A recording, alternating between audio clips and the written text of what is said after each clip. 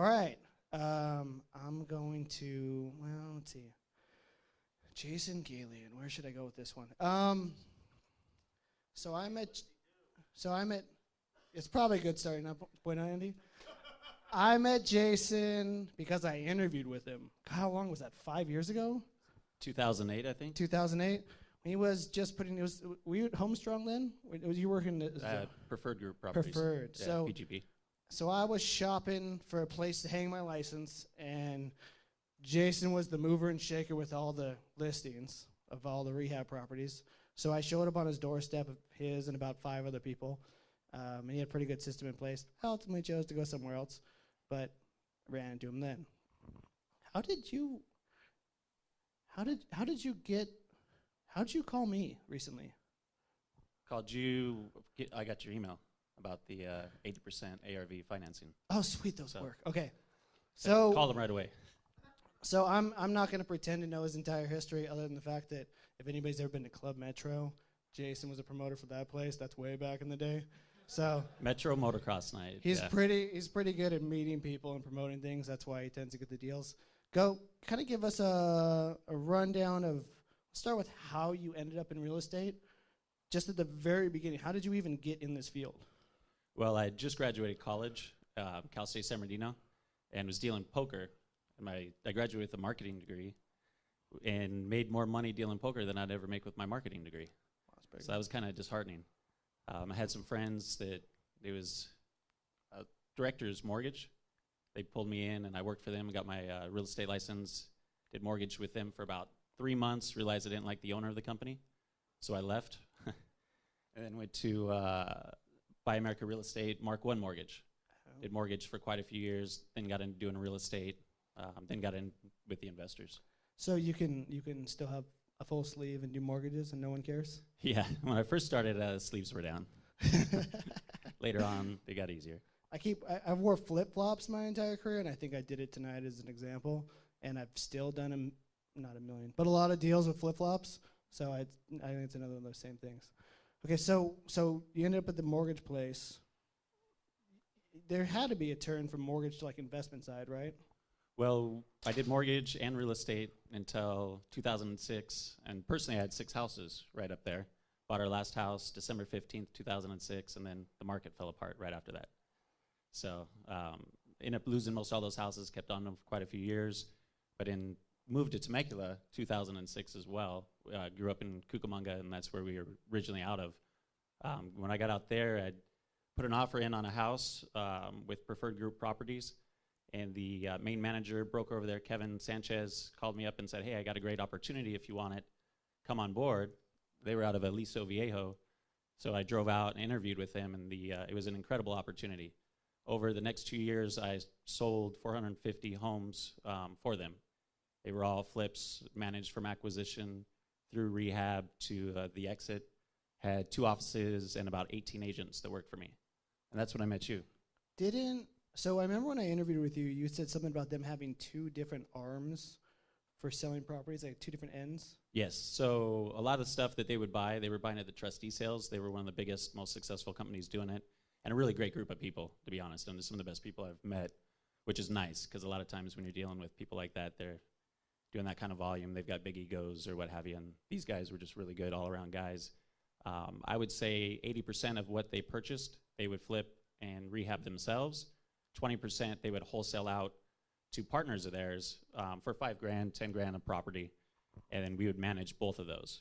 So we would have one construction crew working the 80% of the properties, and then the other 20%, we had multiple crews doing those.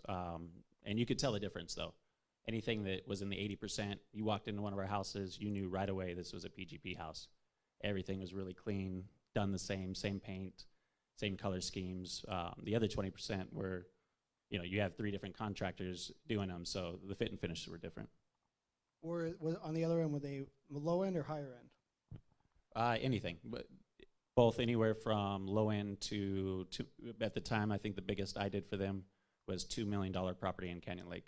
Okay, so you went through, that's a huge range of management and hands-on with flipping property. Now, at some point, you started doing just straight acquisition. When did you switch from the management side to doing acquisition and flipping yourself? So I want to say mid 2011, I think it was, maybe around then when I went to Homestrong. Well, right before that, beginning of 2011, the trustee sales were starting to dry up, and I could see the writing on the wall that this business model, that it fed us so well, because we were able to market the inventory to get buyer leads, to get buyers, to get more signs on the ground. You know, we owned a huge percentage of the marketplace, and I saw that slipping. So that's when I decided I needed to do a change. I went to work with Miguel Aguilar for a little bit, Realty, I forget what company it was now. Did recruiting for him, and that's when I started meeting the even bigger investors out of Los Angeles, like Strategic Realty, and some huge funds that were actually buying for hedge funds. Got in good with those guys, and just started doing acquisitions for a sit and hold model or for a buy and flip. So I hadn't really put it together until we were talking about Homestrong. You were the one outbidding me on every single property when I was buying stuff for the funds. Well, at the trustee sales? No, Or the retail stuff, the MLS. Oh, the retail, yeah. I got stuck with, I'm like, why is this guy bidding $10,000 over retail? We were buying to sit and hold. That was for Strategic, yeah. Yeah, it was driving me nuts. And I would argue that I'm like, they're not going to close. Yeah, we would pay almost up to 100% of market value. It was a real small difference of what they would do. And they were working on a 6 cap, which was unheard of at the time. A 6 cap was pretty low. So we did a lot of acquisitions for them. And then I saw as the inventory started shoring up, prices were going up, and you figure it's not going to fit that 6 cap anymore. So the next thing was getting into luxury flips and still doing acquisitions when we could find them for the funds. It was hard. I know for a while a lot of investors were trying to compete with the big funds, but it's almost impossible because the big funds will take down properties with as low as 11 or 12% return, and that's after factoring in all costs. Yeah, absolutely. So now moving to the high end, because that seems to be where the gap is, and only very few funds will sort of travel in that space. Have you basically moved over to, if I have it right, acquisition for them and picking the ones up you wanted yourself? Yeah, actually, my buddy Matt, who's one of the acquisition managers for the Inland Empire for Strategic, and also does some stuff on the side for Anchor. I'm not sure exactly how that whole thing's set up, but a couple of weeks ago, I told him, hey, I sent him a couple properties in Duluth that I thought would be good for the fund, and sent him one on the fly saying, hey, look at this, let me know what you think of it. So he pulled up and sent me an email back of a property. He goes, I want this one. And I go, oh, I have that one under contract. He called me a couple names and said, oh, I see how it is. You give us the crap and you keep the good ones for yourselves. They got the smaller margins, though. That's their problem. Yeah, but that was pretty funny. And he knew that anything I can keep on my own, that I would keep on my own. So it was really, we were just laughing about it as friends.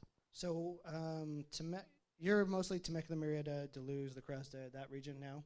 Yeah, mostly. Now, what do you see in margin-wise on those projects? What do the flips kind of look like? What are you going after? Still just focusing on the higher end stuff out in Duluth. We were, for the last couple of years, working out in La Cresta, but La Cresta's gotten really, really soft now. The inventory there is just way backed up. So now we're focusing mostly in Duluth. Wine Country is pretty good as well. If any normal sized properties come across our desk, of course, we'll put those under contract for the fund or do them ourselves, but they're getting harder and harder to find anything. We're seeing people, before when you were getting outbid by us, they were doing the sit and holds. Now I think we're just getting outbid by people that just want to put money somewhere. And they are, I mean, even in Riverside, a couple weeks ago, I came up here and ran 3 homes that were just dumps. They needed a lot more rehab than we thought, and we're working on 11% margins, and somebody actually went higher than us on every one of those, which was amazing. I'm not surprised at all. I mean, even the stuff we see across our desk, their projected ARVs are $30,000, $40,000, $50,000 over what it realistically is, and they're banking on market appreciation and all kinds of stuff, and it's unrealistic. Well, that's Kevin Sanchez. I always gauge my business on the big guys I work for, Preferred Group Properties, because them and Strategic, they're the biggest, best I've ever seen. Yeah. And I want to say last summer I hit up Kevin and go, hey, so where do you see the market going? What are you guys doing? And he said that his guys, they stopped buying 2 months ago. He said they just shut everything down. They're not buying. They see we kind of hit a cap, and their projection was everybody who's buying, the majority, of course there's always exceptions, But the majority of the investors out there were buying on the come. They were buying hoping for appreciation. And if anybody remembers what last summer was like, nothing really appreciated. I think they would have learned. It was only a year ago. You know, all the stuff they bought in October, November, December, they tried to put on the market in April and couldn't sell it for what they were into it for. Yeah, I had friends, they were pretty big at the time. Some of them, one group for sure, got stuck with about 50 homes that they were just upside down on, that they had bought thinking that the market was going to keep going the way it was, and they weren't seeing the signs on the wall. And they've been players for like a long time. Yeah, since a lot of experience. 2008, 9, like they really hit it hard since then. Yeah, and they got stuck. So I always gauge it on the big guys. When the big guys start buying again, and you know they still are. Matt's still buying stuff at the trustee sales weekly. I run every property by them, just to get their viewpoint as well of anything that we buy. And also it's good to have as a backup in case we get up to the end and something happens and we can't perform. We know that the fund already said they'll take it and what their number is. So I actually have no idea why. Why, just to give an audience an example of differences in areas, why is La Cresta soft in comparison to Duluth? A lot more inventory and a whole different type of climate and properties. If you go up to La Cresta, they're usually 5 to 20 acre homes, but it's more arid. It's more of a desert type, not a lot of trees. You get to Duluth is much more lush. There's less inventory, and I don't really know why there's less inventory in Duluth. Duluth mostly has little older homes, maybe that's it. But Duluth, I want to say in the range we're working for $1 million and up, last year there was 46 sales, I want to say, and there's about, last time I checked, there was about 42 properties on the market in that range. Yeah, that sounds about right, like from what we're looking at on your projects. Yeah. So really it's just like the environment, I guess because it's wine country, the environment is that different, I guess the ecology of it all is that different. And it's kind of, it confuses me a little bit because a lot of people, with water prices going up like they have in the drought, Duluth has a lot of avocado trees. And avocado trees take a whole lot more water than grapevines, whereas you have more grapevines in La Cresta. But I do know Duluth, a lot of the people are starting to rip out the avocados and go for grapevines instead. So we talked about, when we were looking at your last project, we talked about like Bear Creek, sort of by the golf course, that kind of market. So what happened in that market that it got kind of stuck recently, right? Yeah, so does anybody here know Bear Creek area in Murrieta? It's a nice golf course community right off Clinton Keith, higher end homes, really kind of a posh area. I had several of my friends, big agents, Bob Cadez is a good buddy of mine, he was buying in there. And one of my project managers who's flipped tons and tons of homes, he was buying, and Bob was actually smart and wholesaled his inventory to my other friend, Chad. And I told Chad, don't do it. I call it the Bear Creek death trap. I ran all the inventory, everything that had sold for the entire year prior, and exported it to a CSV, and was like, man, you're not going to get out of this one alive. And he barely snuck out of one, and might have made a little bit of money, and then the next one, he lost the farm. He got stuck with it really bad. He lost about 150 grand of his own money. Ouch. And that's in an up market. He still lost that kind of money. Yeah, and that's with having somebody who ate it on a second, and the first, of course, was okay. But the second ate it, and he ate it really big. And it just sold. They just did the final exit a day before the hard money lender did the foreclosure on the first. Jesus. So what's the attraction? Is it the margin is the attraction for the high end? Is it a different buyer? What are you seeing? Definitely the margins is good. Even if it's the same margins, it's just a bigger dollar figure. For the same amount of work? You're going to make 15% on something small. You make 15% on something big. Might as well do it big. And it's also a whole lot less competition buying in that market. And as you know, a lot of people that invest funds, they want a quick turnaround. And on the bigger stuff, you've got much longer turnaround times. So what do you, like PGP, strategic, what's the other one? There's Homestrong. There's like sort of 20 top buyers. Where are you seeing they're sort of dying off purchase price-wise or resale price-wise? So for my area out in Temecula, Murrieta, they don't want to buy anything that they've got to exit for more than $1.3 million. Even though there's some good, solid buys. I mean, I had one lined up for a while that had an ARV of $2 million, but they just won't even touch it. If they can't resell them with an exit below 1.3 and make a profit, they don't want it because they just figure they're going to sit on it for a year plus. There's just not that many high-end buyers for our area. And then you deal with guys like Anchor Loans, and even Strategic out of LA. They're snobs. They don't believe that our areas have anything over $1 million at all. We'll send them properties with perfect comps. I mean, just a dummy could tell that there's money in this one, and they just put their nose in the air, and they think we're a bunch of hicks out here. We believe in this area. We'll end here. So, I mean, we see that a lot, though, in Orange County, LA, San Diego. When we talk to those people, like, there's stuff like that out there. Matter of fact, Daniel, where's he at? Where's he hiding? He's in the back. Daniel's he's an intern, but really he's like our friend now that works with us. He came from families from Palo Alto, and he's like, we drove him for the overlook. He's like, I don't even know this was here, and it's mostly because people don't know that it even exists, so that, you know, they sort of thumb their nose to it until they drive through. Yeah, and a lot of people don't ever drive through La Cresta or Duluth because you don't get anywhere except for La Cresta or Duluth or the back way into Fallbrook. Yeah, they're not going to bother, right? They're not going to see the 20-acre ranches that are like 7,000, 8,000, 10,000 square feet. Yeah, wine country they'll do sometimes, but still, most people when they go to wine country, they're either right off Rancho Cal and there's not a lot of homes there, or they're on De Portola, and De Portola has some homes mixed in with the wineries, but a lot more of those are just big estates. So finance-wise, what are we seeing finance-wise on the high-end stuff? How are they putting them together typically? A lot of them are putting together big funds where they come in and have multiple investors put in smaller amounts and kind of combine the risk, I guess. Well, I mean on the exit from the buyer, like what's the buyer doing? Like, are they just is it kind of just a typical 25% down, 30% down conventional purchase? No, usually you're getting much higher down payments. You're getting doctors coming in buying those, and a lot of our area, the higher end stuff goes to sports stars and Hollywood stars that want to get out to Duluth and have nobody know where they live. So on the syndication side, when you're, I guess, raising money to do a project like this, and you're sort of pitching people on bringing in capital, especially second position, do you find that the risk is a lot lower on the high-end stuff because your leverage is so much lower because the spread's so much bigger? That's the way I see it, for sure. Because, you know, instead of having a pad of $20,000 or let's say it's even $100,000, now we're working with a pad of $300,000 or $400,000 plus. It's all in the percentage. The percentages are the same, but the dollar amounts are much bigger.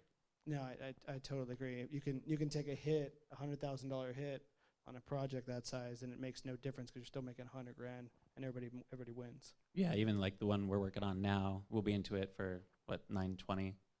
At base, and its ARV is 1.25 to 1.3, so you could lose a couple $100,000 off that and still get out of it, and everybody's happy, and you made $100,000 at the close. Yeah, it's kind of when we're going out to investors right now and raising money for Jason's deal. You know, it's kind of the pitch as we talk to them, and we're probably going to put together 2, 3, 4, 5 investors in the $100,000-$200,000 range for his project, and you know the way we saw it was the risk is so spread out that it makes the deal so much more palatable. Is that the word I'm looking for? Palatable? And you know, you start looking for stuff in the high end range that you know, in that 1.3, we talk about that 1.3 mark, the 1.3 stuff selling in 60 days, which is weird to see the $1 million market sell that fast. As long as it was priced right. And when you do see the ones, and him and I have gone over every sale out there probably 100 times, some of them have a whole lot of 600 days on market, 300 plus days on market, very few and far between. But if you look at the starting price of them, they started them $300,000, $400,000 over what market should have been.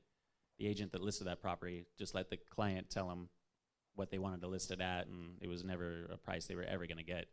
And then you can even track, and I'm crazy with spreadsheets, so I'm always putting everything to a CSV export, and you can get in and see, well, this is when they finally lowered the price within range, and look, oh, it sold in 30 days after that. So is that kind of your strategies? You look for stuff that's sat for a while, then you just go in regardless of price and negotiate? That's definitely a strategy that we use. I remember when we first started doing the acquisitions for the sit and holds, Andrew, I forget his last, Warburton, he was working for the same fund I was, and my group put together 6 properties over a couple of months, and that guy did 130 some.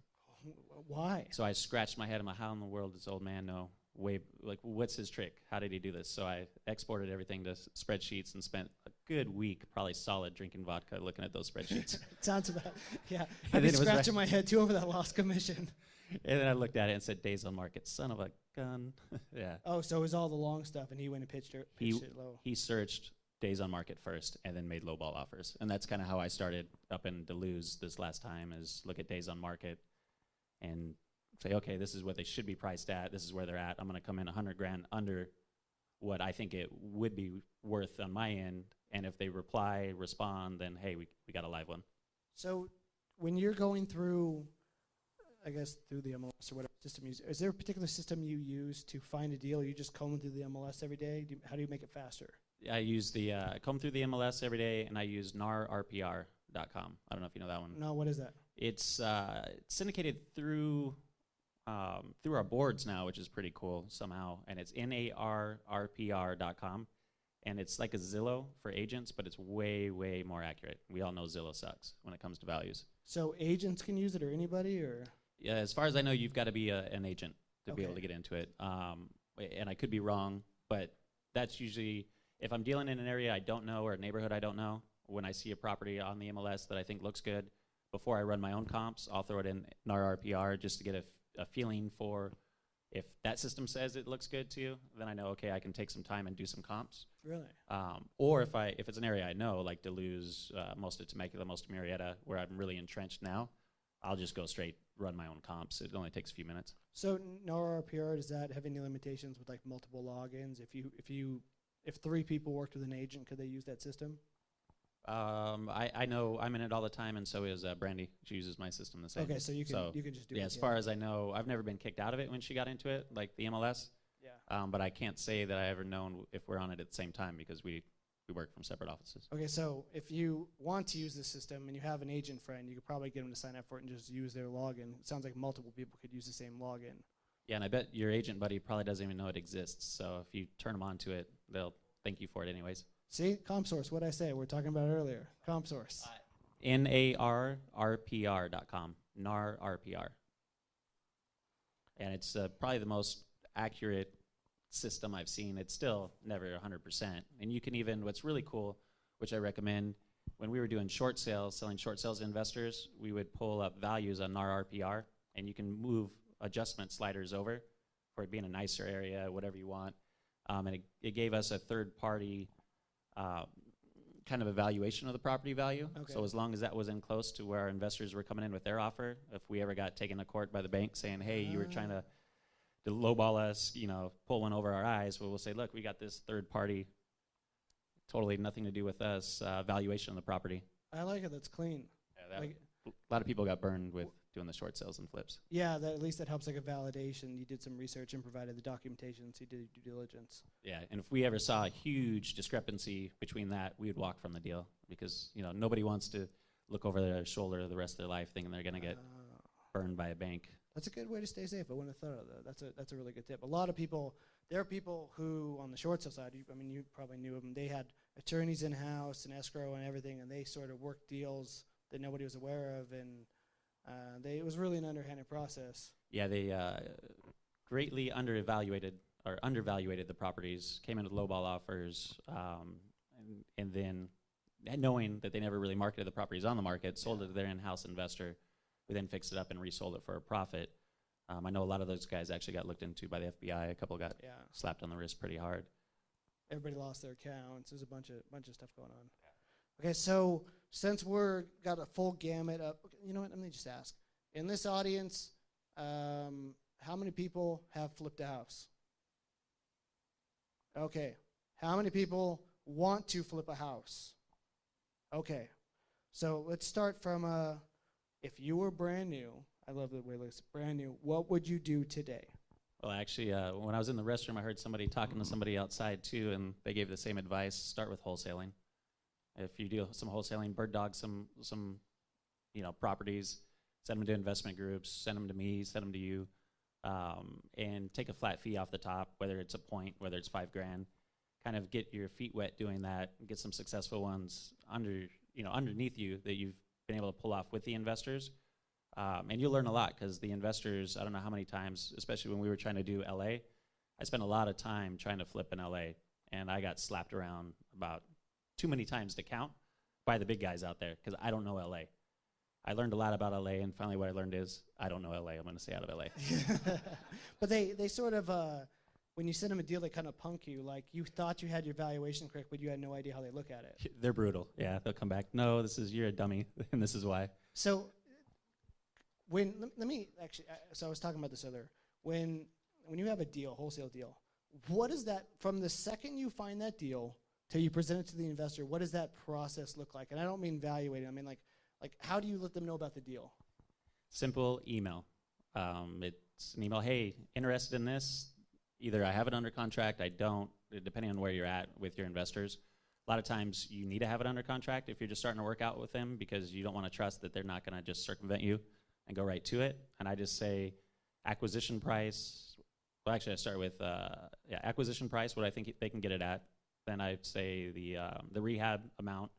A lot of beginners will have a hard time kind of ballparking the rehab amount, but you'll get better at it as you move forward. And then ARV, what I think the exit is, and the address. I don't send them comps. I don't send them CMAs. I don't spend all that time because they're going to run their own. They will never go by what you give them. And in the sort of beginning of the process, have you found that somebody was ever like, oh, your ARV was right on, I can't wait to take on your project?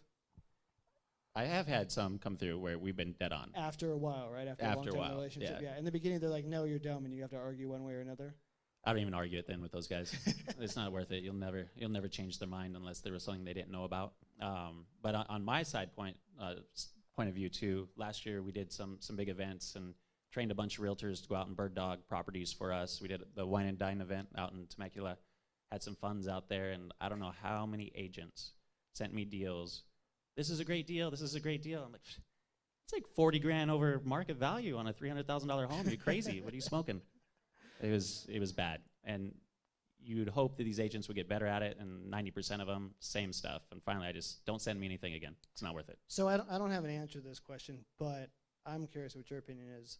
If you have a brand new wholesaler and they're just sending you crap, because that happens, and it's not that they just don't know any better yet. How do you, I mean, is there a way for them to sort of like get back in your good graces? Like, how do you steer them? Well, it depends, because with me, I give them my, if it's an agent, I do have them pull CMAs for me. I want to see comps. So if they're not doing their CMAs right, they're not pulling their comps right, then I'll sit down and kind of train them on how to do the comps correctly. Even when I was with Bob Irish and we were doing the short sale leaseback, we had a real good platform on how to train people to run the comps. The other half the time is I'll get properties from them, and if I've been doing deals with them for a while, I'll give them my NAR RPR login. And if they don't take the time to at least put the property into that system, all you do is put the address and hit push, send, whatever it is, enter. If they don't take the time to do that over and over, and I check on them, like, you didn't run this through NAR RPR. You're 100 grand over NAR RPR's thing. Okay. I won't work with them anymore. Okay, so but you have your own internal filter that way.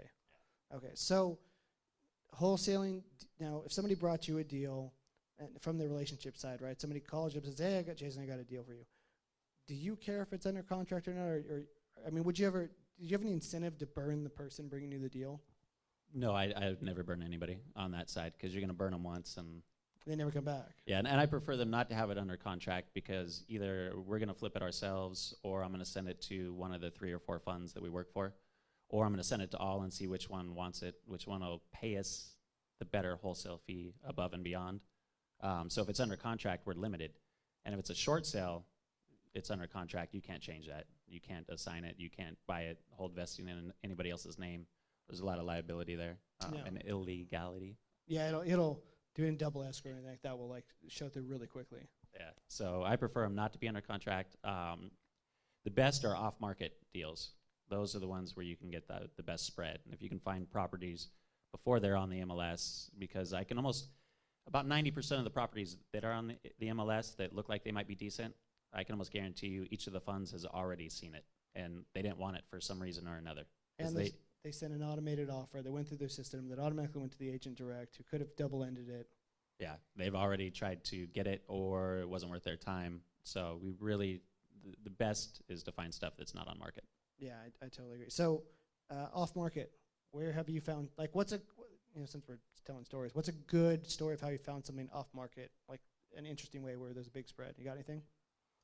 Yeah, it's usually just family and friends. Right, somebody's like, hey, I got this friend that really did something stupid. Yeah, or like recently we had one come across, and it was one of my godparents from way back when. His parents had recently passed, and the property was built 1956 and hadn't been touched since.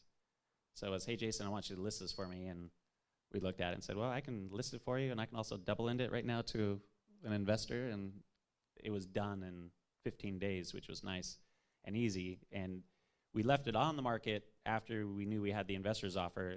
He wanted to see if they'd get any higher offers, and he knew that there was a lot of work that needed to be done, and the investor's offer was the best that they got. And it was just right out of the gate. Sweet. So before I go walk around the audience for questions, is there anything, any strong piece of advice, anything you want to give? You don't have to. Yeah, no, this is probably the biggest lesson that I learned over the last couple of years out of the homes. So I've worked on, personally, from start to finish, sold for investors almost 700 homes, and I've done marketing for probably another 600 or more. And when I started getting into the high-end flipping out in LA and other places, I learned that a lot of the investors,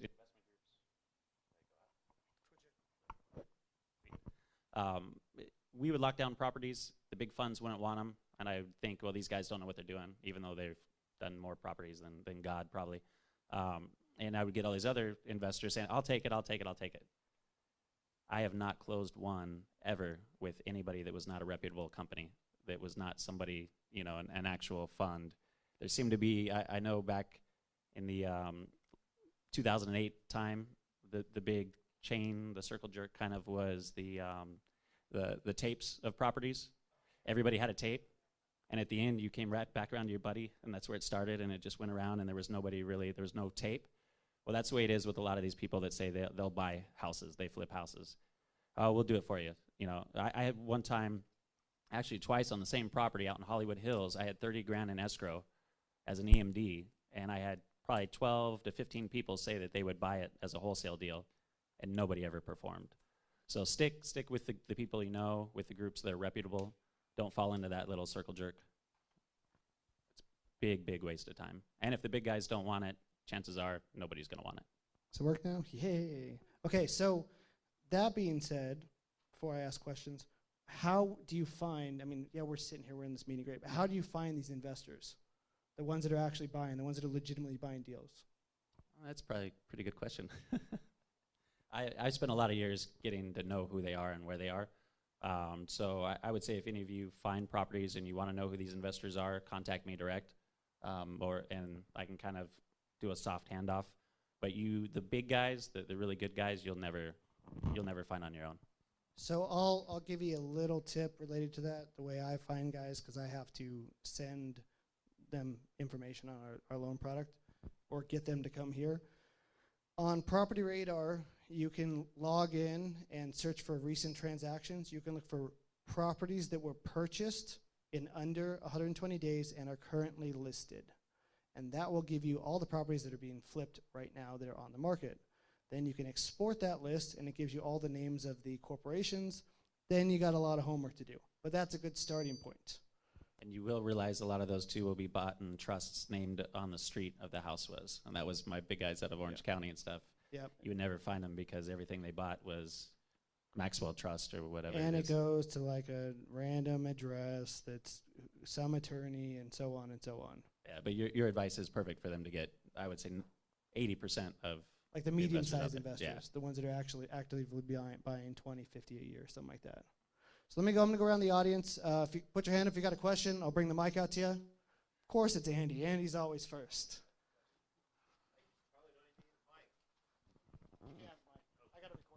All right. The question is, do you know anybody that's building in La Cuesta? Is there any construction going on up there? My friend Holly Cass is a big agent out there, and I know she does work with some developers who are building. They're also selling some plots, build to suit, with their people as well. Yesterday I was actually having a meeting with some agents that have been friends of mine, the Hoopers. They've been agents out there for probably 40 years, and they're really big on land. And we were just trying to see where the market's going, and they were forecasting that's probably what's coming next, is some of the new builds out there. About time. Yeah, get my card. I've got 60 acres for sale up there. Yeah, for sure. Anybody else? Questions? You're going? I'll go back here and then I'll come up front. Do you have a business card or an email address that we can use to? Yes, I do. I brought a bunch of business cards. If anybody wants them when we're done. Thank you. Thank you. All right, where am I going? Someone put a hand up. So the investors that you're talking about that are hard to find, how did you come across them? Did they come and approach you? The first group where introduced to you? Originally the way that I got into the group was doing an offer on one of their listings out in my area when they were out of Aliso Viejo, and they just liked how quickly I responded to things. Okay. My client ended up backing out of their purchase, but that's when they offered me the job. So when I started with them, I did 450 homes over 2 years with them just in the IE. And then after that, through other friends of mine, my buddy Matt, who's actually the acquisitions manager now for Strategic and stuff, we were all buddies. He worked at, I want to say, W.J. Bradley at the time. And he just somehow came into contact with big money managers and then got in with Peter Bear and Strategic. And he just kind of brought me in with them. So I just kind of went where they went and started making a name for myself, marketing their properties, then doing the acquisitions. Same thing when I went to Homestrong. Anchor brought them, or one of the companies brought them money. And then they go, well, we know Jason. We want him in there being the operations manager because we trust him. And we did from their properties, they were doing like 6 or 7 a month, and we got up to doing 30-some properties a month for them. Okay. But it's a hard thing to get into, but once you get into it, it's a really small group, and everybody knows each other. Okay, thank you. Anybody else? Hello, my name is Lawrence. I'm completely new to the real estate investor field. I'm starting off I'm going to start as a wholesaler, and I just had a question on some of the research I've been doing on being a wholesaler. They use this 70% rule for like determining like as doing a discount for giving it to an investor. Like, they do the ARV times the 0.70 minus repairs, then minus wholesale fee. Like, is that an accurate like way to go about it, or like should we use formulas or no? Like, how do we go about that? So if you're flipping or wholesaling to people that are usually getting hard money that are trying to come in with as little money out of his pocket, 70% is usually kind of the rule. With the bigger guys that I deal with, stuff that doesn't fit in that, and you'll get much better returns on a wholesale fee from those guys. If you start getting things like my guys will do 11% returns. So it's a huge difference. So there's so many properties out there that the normal investors won't flip. My guys will do, but I have a spreadsheet. Like I said earlier, I'm addicted to spreadsheets. So all you have to do is put in, and I can send this to you if you find anything. You put in the 3 things. 4. Well, actually, 3 still for you. It would be the acquisition price, what you think the rehab's going to be, and what you think the exit's going to be. Then this tallies in all the costs, and at the bottom it'll kick out. If it's over 0.12% or close to it, you send it to me, I send it to them. But these guys will only pay at max 1% as a wholesale fee. If you try to get anything more, they will just laugh at you all day long. And because the way they see it, they're working on 11% returns, which nobody else is doing. They can't afford to pay you a higher wholesale fee. You're just lucky to get the deal done. But it's a good way to capitalize on deals that nobody else wants. And sorry, I had another question too. I'm sorry. I was when it comes to a wholesaler building a team, I've know that a real estate agent can be a great resource, especially since they have access to the MLS. They could get accurate comps. They can also print out like expired listings, which are maybe a source for motivated sellers. I was wondering, like, how do you go about like building like a relationship with them? How can you reward them and make it a win-win and like a partnership with them? Let them write the offers for you. That's pretty much the way to do it. If they write the offers, then they're getting paid. They're working as a buyer's agent for you. And that's kind of, if that occurs a lot of times, so in the model that we've used before, If you come to me with the property that nobody else wants, so it's going to go to one of the funds, and you have an agent who's written the offer for you, we're either going to get a point for us out of the investors, or we're getting a point out of that agent's commission, one or the other. We always try to get it from the investors first to keep the agents fat and happy, and you would somehow get some sort of referral fee then from the agents. That's how you would get paid. Finder's fee from the agent, we get paid from the investor. And then this is the last question, sorry. I was wondering also, what, as a wholesaler, what team should they, I mean, who should like be on their team to work with them? So far, I'm thinking a real estate agent as well as like a licensed contractor to help with determining estimates for helping the real estate investor. What team, like who should be on, like, you know, helping out a real estate wholesaler? I wouldn't worry about a contractor if you're wholesaling. You'd only bring in a contractor if you're actually going to do it yourself, because the contractor only gets paid for doing work. And if he's going out and bidding the project, he's not really doing any work. A good acquisitions manager, like the guys I use, and you know, myself, with all the properties that I've done, I can look at a property and ballpark the, you know, I know Steven can do it in a heartbeat. We can look at one online and be, okay, square foot is this many beds, this many baths, it's going to be 15 grand or it's going to be 40 grand. But I'll tell you, the one thing that's really switched lately, back in the heat of the market, average regular property, you're looking at 15, 20 grand max for rehab. Now, to get the properties to resell for value, you're looking at 40 grand. And it's been a huge shift, especially this last year. So I learned that the hard way. Got back into, okay, well, let's look at regular properties again, send a couple over, and I get smacked in the wrist again.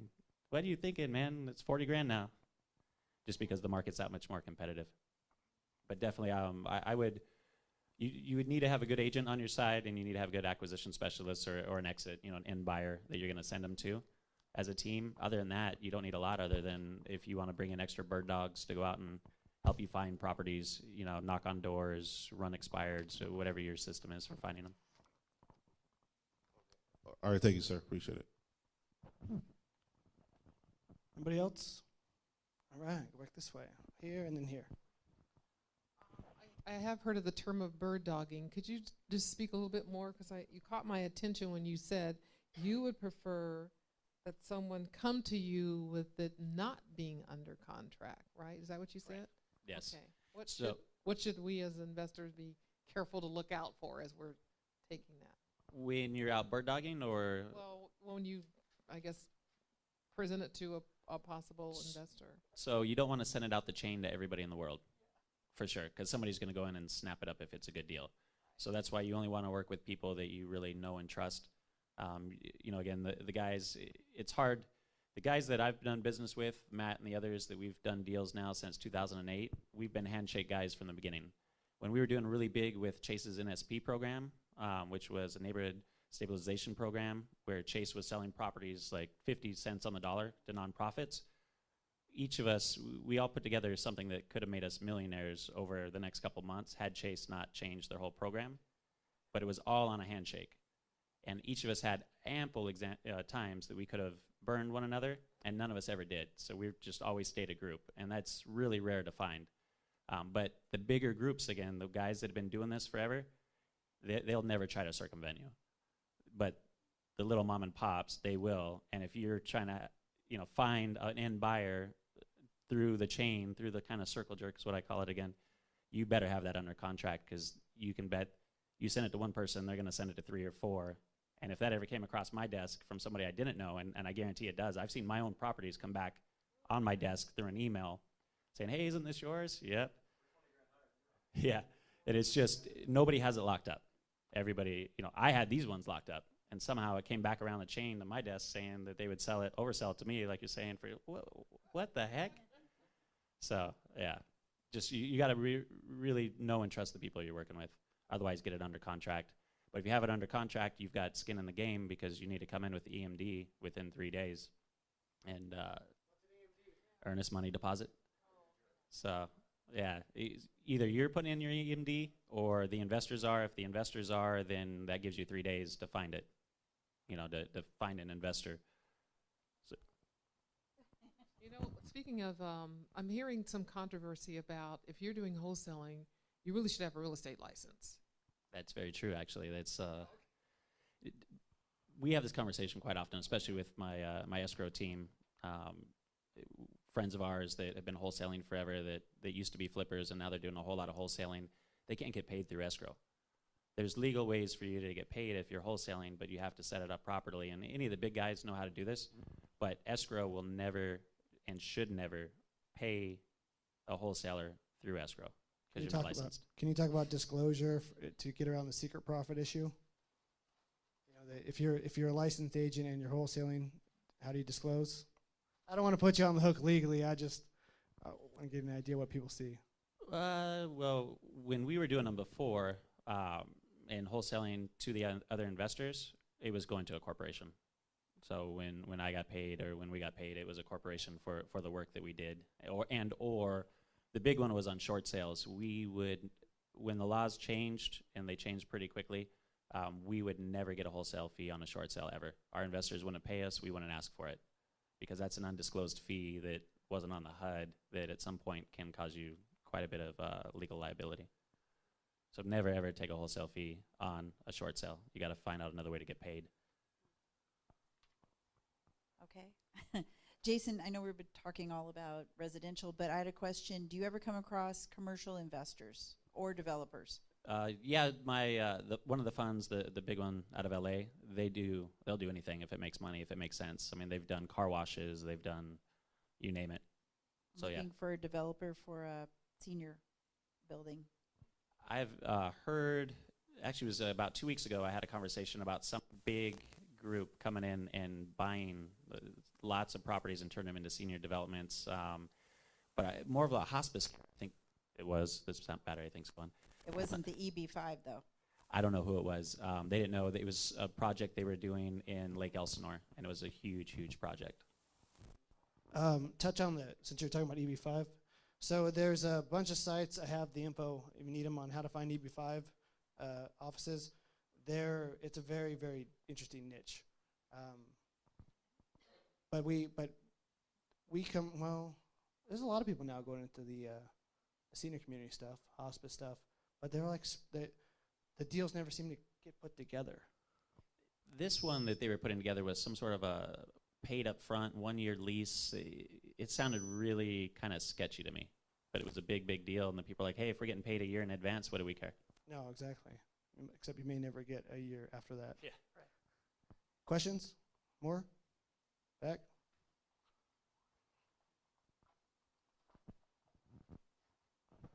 Thank you. What's the Bittman deal that you will look at? We'll look at anything. We've done okay. deals as low as 50 grand in Lake Elsinore, and Okay. sometimes the little ones are a quick, easy yes compared to the big ones, which are a lot tougher to get done. Never.